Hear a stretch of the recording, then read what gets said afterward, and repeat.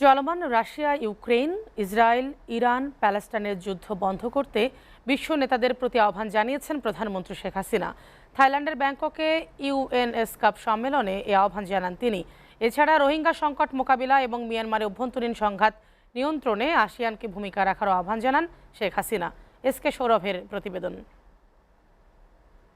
ব্যাংককে জাতিসংঘ সম্মেলন কেন্দ্রে 22 এপ্রিল থেকে শুরু হয়েছে এশিয়া ও প্রশান্ত মহাসাগরীয় বিষয়ক জাতিসংঘের সামাজিক ও অর্থনৈতিক কমিশনের ইউএনএসক্যাপের সম্মেলনের 80তম অধিবেশন।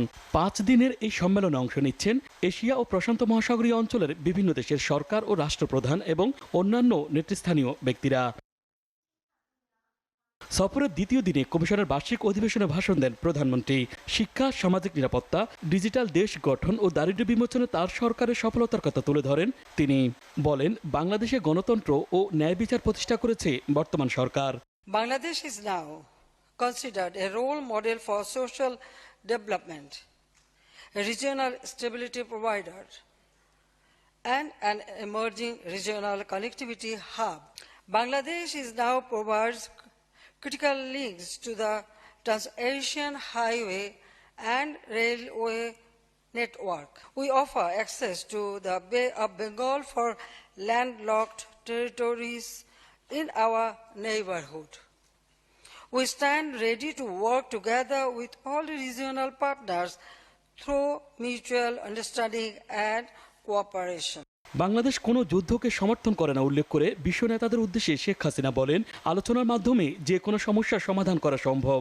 I call upon the world leaders to stop the war, the Russia-Ukraine war, then now Israel, Iran or Palestine. So we must raise our voice. War cannot give any solution, only loss of life. Children, women are the worst sufferer. Wherever I go, I raise my voice because I face both. প্রধানমন্ত্রী শেখ হাসিনা বলেন, রোহিঙ্গাদের আশ্রয় দেওয়া হয়েছিল মানবিক প্রেক্ষাপটে, কিন্তু তারাই এখন বাংলাদেশের নিরাপত্তার জন্য হুমকি হয়ে দাঁড়িয়েছে।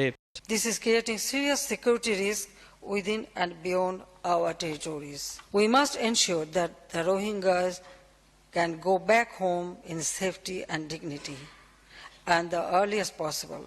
I take this opportunity to call upon the Asia-Pacific region, especially ASEAN, to play a proactive role in resolving the volatile situation in Myanmar. Rohingya প্রত্যাবাসনে বিলম্ব হচ্ছে জানিয়ে মিয়ানমারে তাদের জন্য উপযুক্ত পরিবেশ তৈরির পাশাপাশি রোহিঙ্গাদের সম্মানের সঙ্গে ফেরত পাঠাতে আসিয়ানের প্রতি জোরালো ভূমিকা রাখার আহ্বান জানান শেখ হাসিনা।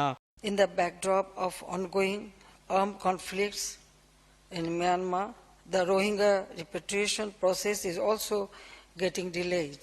SK Sourav, STV, Dhaka.